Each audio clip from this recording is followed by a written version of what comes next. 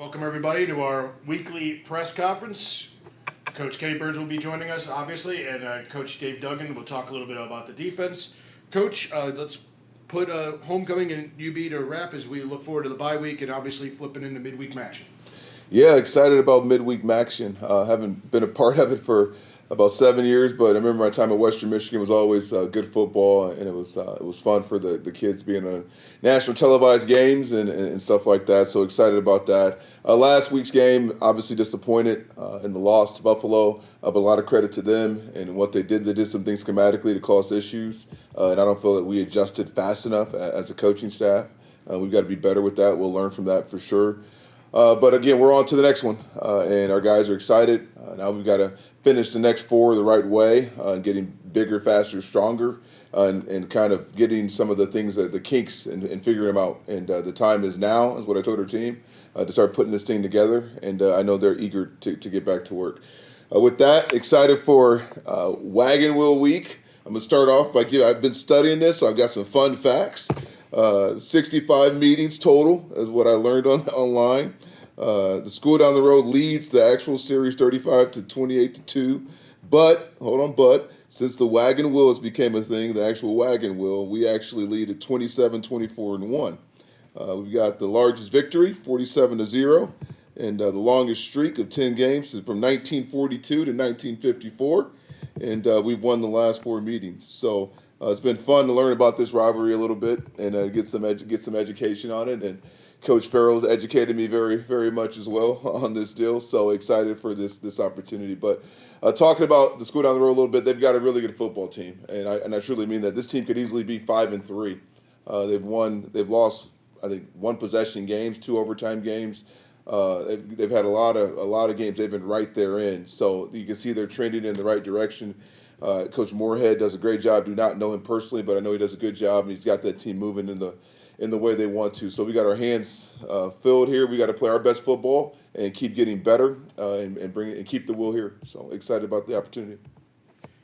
All right, let's open up the questions. I've got a few that couldn't make it here in person. Just as you kind of research the rivalry, obviously Minnesota has a number of them, as does Western Michigan. Yeah. Just talk about the importance of rivalry and what it means to college football. Yeah, I think it's the essence of college football, to be honest with you. Rivalries create the college feel to me, and it creates alumni being proud of their institutions. And been a part of some really good ones as a player. Was part of the Oak and Bucket at Indiana and Purdue, and then obviously at Minnesota we were a part of two big rivalries, Wisconsin and Iowa. And I can see how the fan base, how the community all rallies behind it. And there's no difference here. As I study this rivalry, as I talk to people about it, it means a lot to a lot of people. And I take pride in that, and our players take pride in that. And it should be a fun college atmosphere.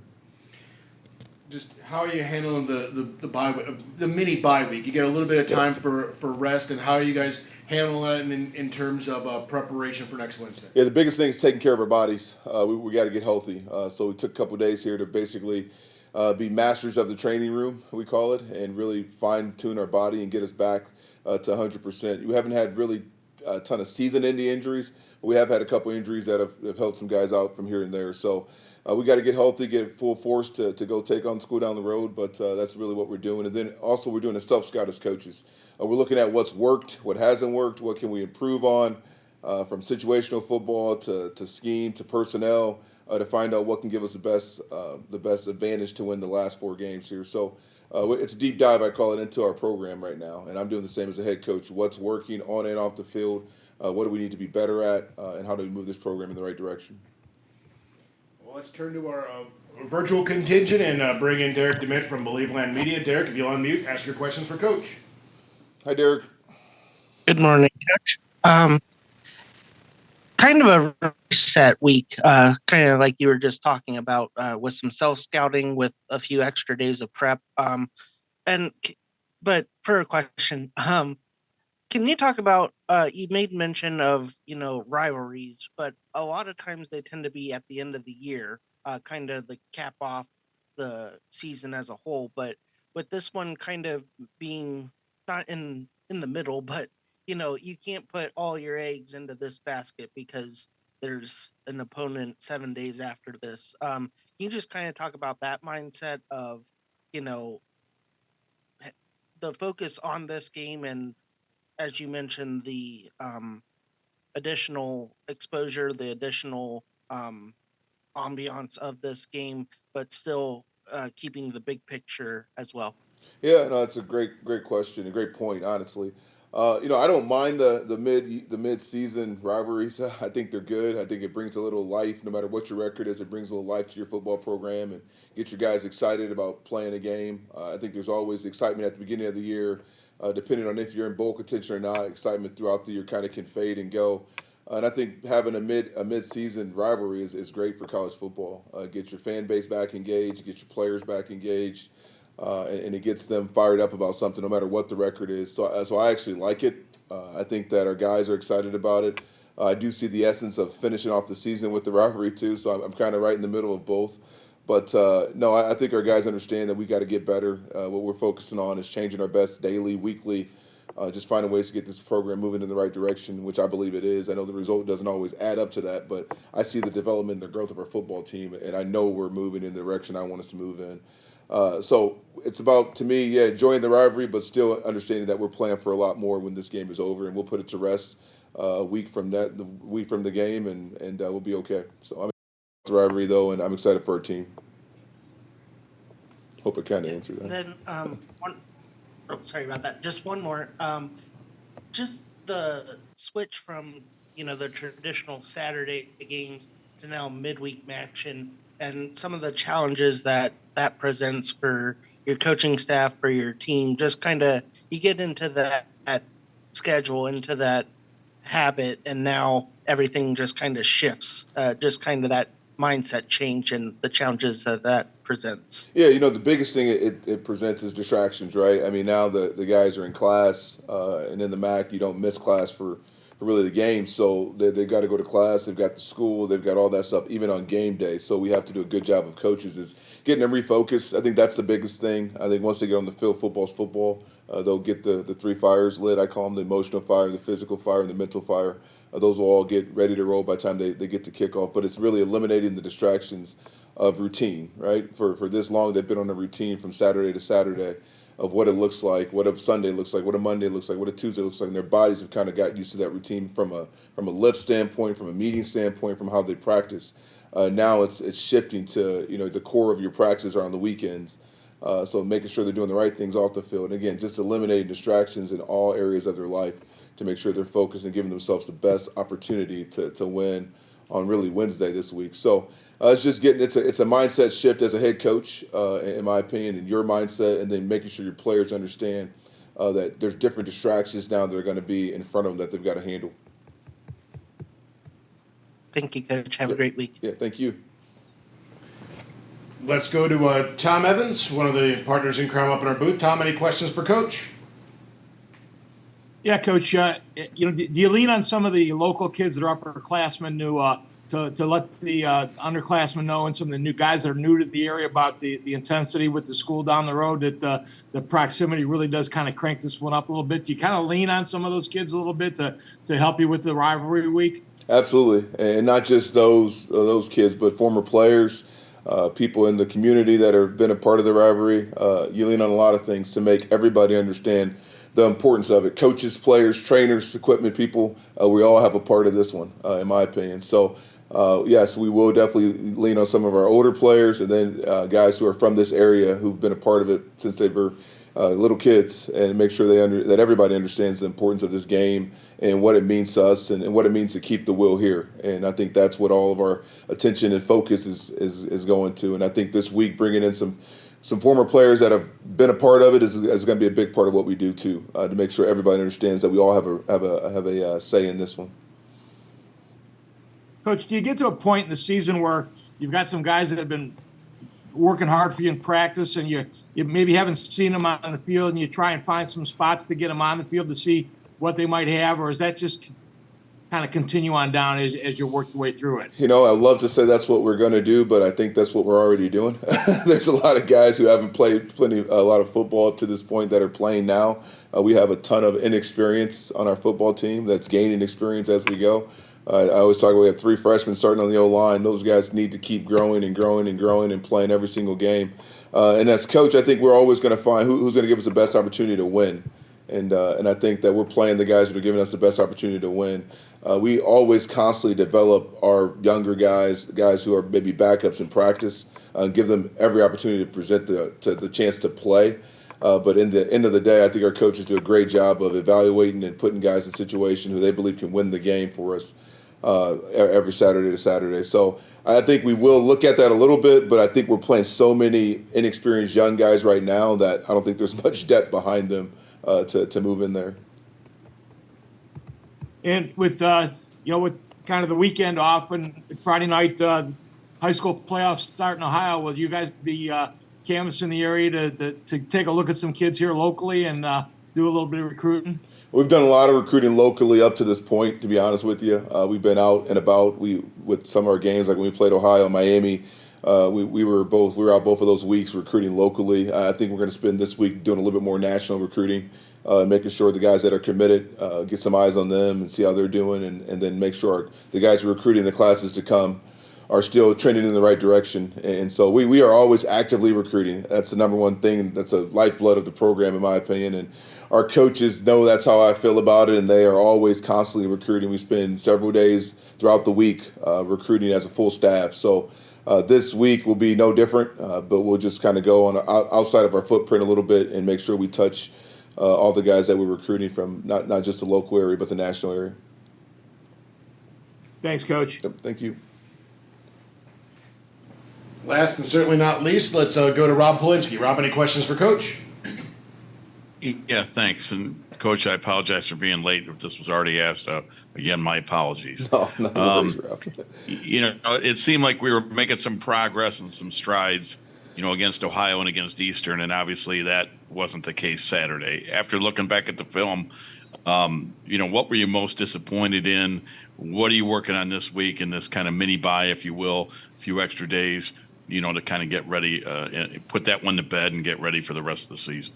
Sure. I think, again, we started fast. I think when the emotion calms down and now in the middle of the game when you have to play with fundamentals and details, we were still not doing that at the level that we need to. And that starts with me as the head coach, then our coaching staff, making sure we're putting our guys in situations to be successful in those areas. And then like right now, we're studying why we're not being successful in those areas. And then finding answers. I'm not a big guy on focusing on, okay, that happened and blame game. To me, it's more so, okay, what's your solution? How do we fix it? And how do we move forward? So when you look at it for us right now, what are we diving into? We're looking at 3 areas. We're looking at, first and foremost, scheme. Okay, are we doing schematics that work for our football team? Is that the issue? And then we're looking at, if that's not the issue, technique. Are we teaching techniques, and are they displaying them on tape that are working? Or do we need to adjust how we're coaching? And then last but not least, personnel. And I literally go in that order: scheme, technique, personnel, with the players last. Are we playing the right guys? And do we need to make adjustments and changes? So I think that's the biggest thing that we're diving into right now. I wouldn't say we didn't move forward last week. I thought defensively we did some really good stuff, to be honest with you.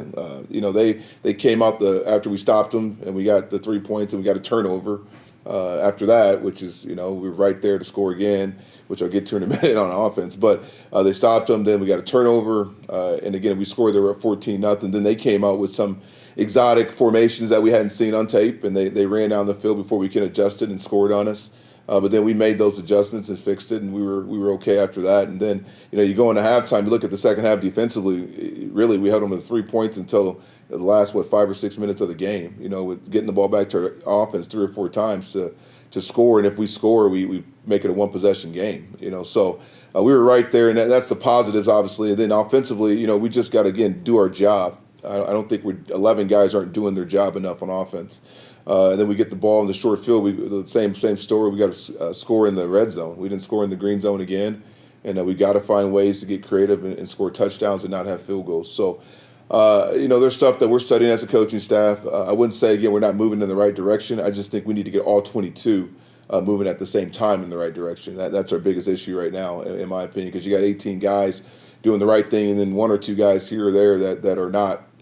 They're doing their own stuff in the pressure of the situation, which they can't do. And we got to coach it better. We got to teach a demand better. They got to play and perform better. How much does it help having your rival, come up after that game on Saturday, so you can kind of forget that, move ahead? I mean, is it a great time in the schedule to have them, to kind of start the month of November, to start this last third of the season? Yeah. And then also, is it good timing mentally and physically to kind of have this mini bye? I don't know what you call it when it's a week and a half instead of a true bye, but I guess a mini bye. Is this good for you guys mentally and physically where you're at right?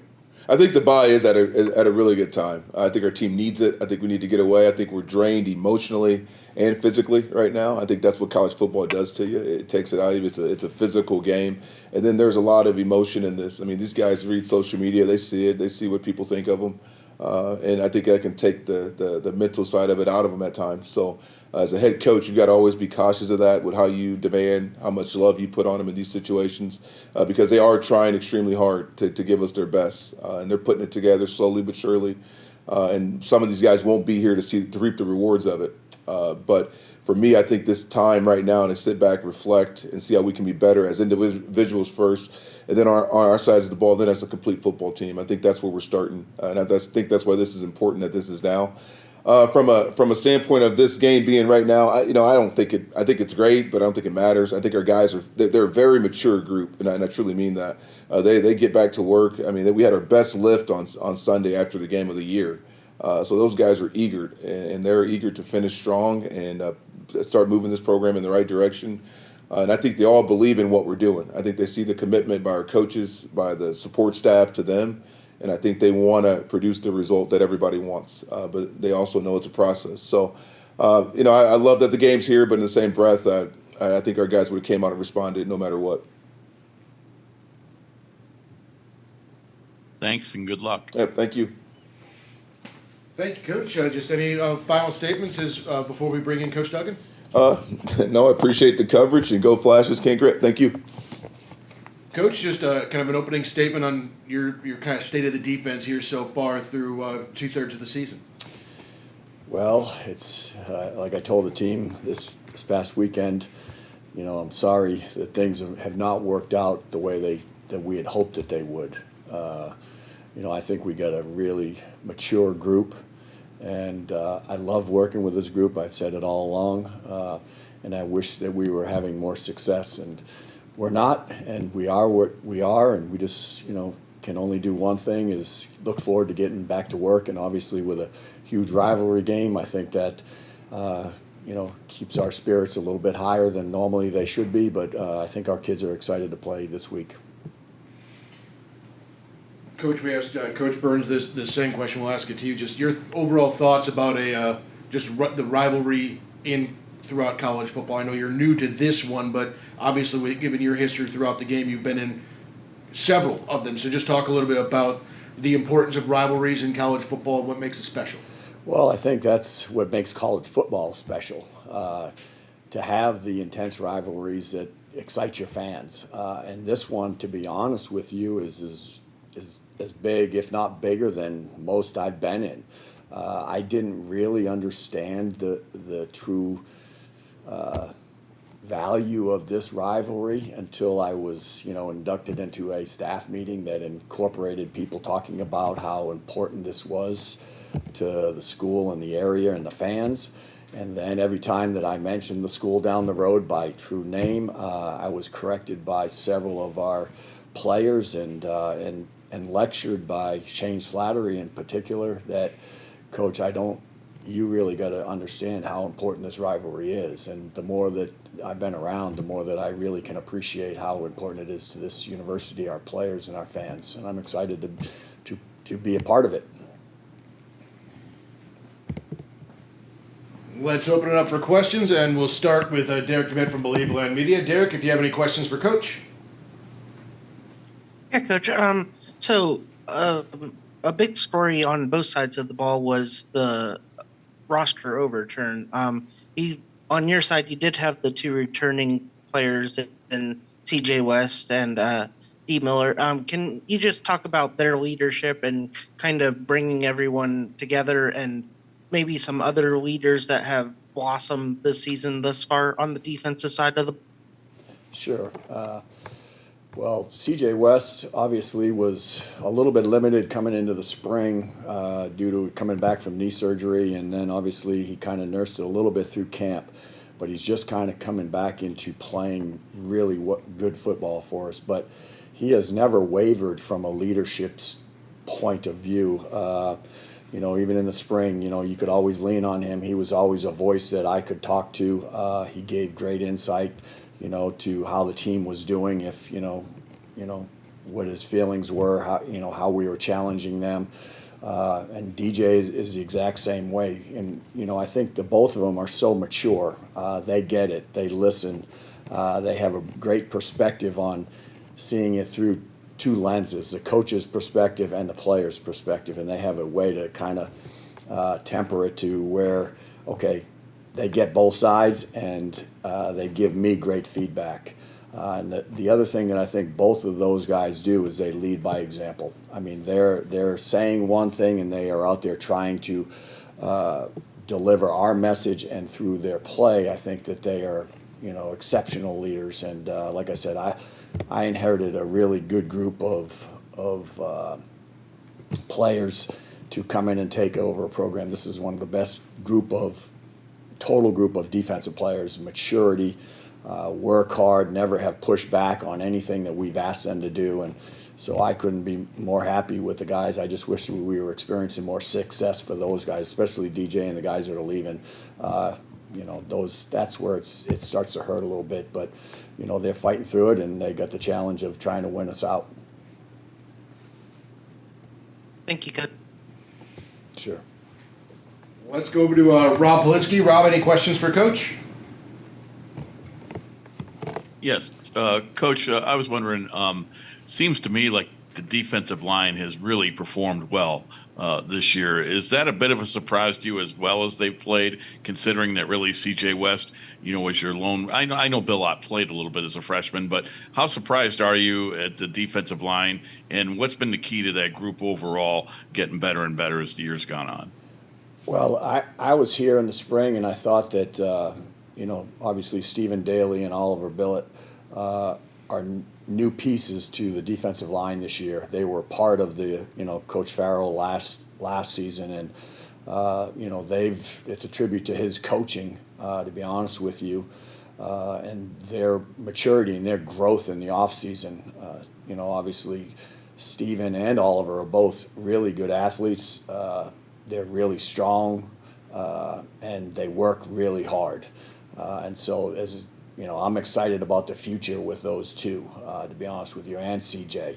And then, we kind of recruited Tyler and Stretch Carroll to come in, and paired him with Matt Harmon. And you've got length, you got athletic ability, you got strength. And so it's a surprise, and I'm not surprised because I saw it all spring. Those guys just worked really hard, and they were focused, and there was competition across the board. And anytime you have competition, it brings out the best in everybody. So I'm just looking forward, to hopefully their growth throughout the rest of the year, and make things happen for us up front, because it all starts up front, and they played exceptionally well, as you said. And Coach, my last one is, can you just talk about how well the unit overall has played in league play? I mean, you go back to when we started with Miami about a month ago, and the defense, for the most part, has been really, really good. What are some of the keys to that, do you think? Well, I think that as a whole, I think they've kind of bought into the philosophy of really playing hard. If you get your guys to play with great effort, we've preached that, okay, that creates depth to your defense. And if someone's gets cut out of a gap or misses a tackle, there've been other players there to get the guy on the ground. And so that's been a big tribute to them, and that's the thing I'm the proudest of them as we've preached focus and effort, details, and all season, and they've delivered. They've risen to the challenge every week that we've challenged them to do certain things and stop certain players, or these are the key points of emphasis. And, they just played really hard and worked really hard. And, that's why I'm just trying to find ways for them to be successful. I just wish they could taste that success because they have been an unbelievable group to work with. Thanks and good luck. Thank you. We'll wrap things up with Rob's partner in the booth and Tom Evans. Tom, any questions for Coach? Yeah, Coach, you've held up against some massive offensive lines. That Buffalo offensive line was just huge, and you seem to have a pretty good rotation with that defensive front. Are your rotations set? In other words, is Steven and Oliver in there together, or you just kind of is there a randomness to those rotations on that defensive front? Yeah, there's a little bit of a randomness. Obviously, in today's world of college football, it hasn't been as much as I expected it to be tempo. But the world of college football is your twos have to be your ones as well. With this, teams, especially early in the season, UCF running tempo and Fresno running tempo. You got to keep your guys fresh, and so that's part of the rotation of kind of running the guys in and out. There isn't a set rotation. Obviously, if we feel that they're rested and in key situations, obviously you want to get your ones back in the football game and your key guys in games that have the most experience. But there is more. It's more of a how are you feeling? Are you fresh? We want to keep those guys running because obviously the game is won, I believe, up front, and how well those guys can run and obviously affect the run game with their strength, and if they're fresh, and obviously getting after the quarterback makes your life on the back end a lot easier. Coach, and with a little bit of frustration, the defense, I think, has got to feel frustrated at times too. How do you keep guys from trying to do too much? Because I think when guys try to do too much, that's when gaps start to open up. And your guys have seemed to maintain pretty good discipline and just be the 111th all year. How do you get them to fight that frustration and say, if I step over here, I might get the pick, or if I see a gap, I might take my shot at the quarterback? How do you instill that in the team? Well, I think it's a tribute to the character of this defensive unit. They truly believe in the message that Coach Burns and the defensive coaches have been giving them all season. It's do your job first. All right, take care of your job, and then it's the backside effort.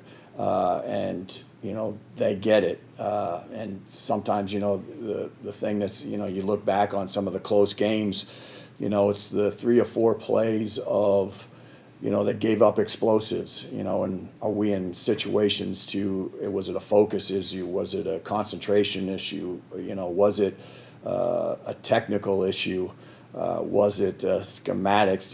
Did they just totally bust the coverage there? You can point out maybe 3 or 4, and the message that we've kind of trained them to believe in is, we're building this thing for years down the road. And we talk to them not necessarily about winning the games you should win, but training yourself to play for championships. And usually those games come down to 3 or 4 plays. And I can think back when we were at Western, you think about all the games, you go back to the close games, and they came down to 3 or 4 plays that our guys made big plays. And so that's the focus, that's the message that we've been preaching to them, and to the players' credit, they have tried their best to deliver. Thanks, Coach. You're welcome. Thank you. That's going to do it for this week. Our thanks to Coach Burns and Coach Duggan for stopping by. We'll be back next Monday in advance of the Wagon Wheel game. Coach, any final thoughts? No, just I'm looking forward to the challenge of this week and the rivalry, and anxious to be a part of it. All right. Thank you, everybody. We'll see you next week.